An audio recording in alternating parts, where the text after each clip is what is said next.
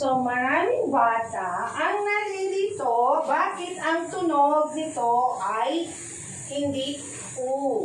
Okay? Sa itong letter na ito sa English, ang tunog sa short vowel ay yung maiksing tunog.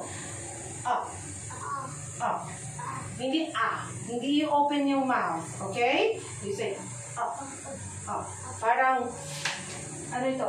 Cup. Ano yan? Cup. Cup.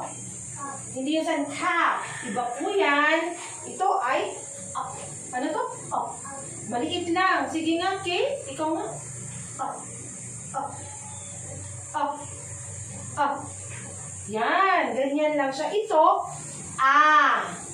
Ulit nga. Yan. Ito. Up. Alright. Sa long vowel naman, yun ay short ha. Up. Sa long vowel, we say basa. U. Sa English yan. Ulit nga ang long vowels.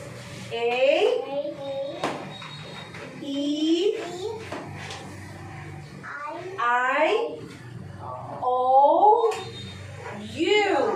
Okay. Long vowel. Ibig sabihin mahaba. Pag maiksi, ang sound niya sa English ay everybody, go.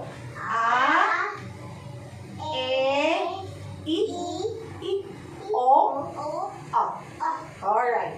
Ganyan ha. Sa Filipino, ang basa natin dyan ay U. Sa Filipino. Iba, di ba? Iba yung U. Ang tunog niya ay U. Okay? Usa. Ganon. Kasi yun ay Filipino. Naintindihan? We are going to read muna sa English. Okay? Pero halos pareho lang sila.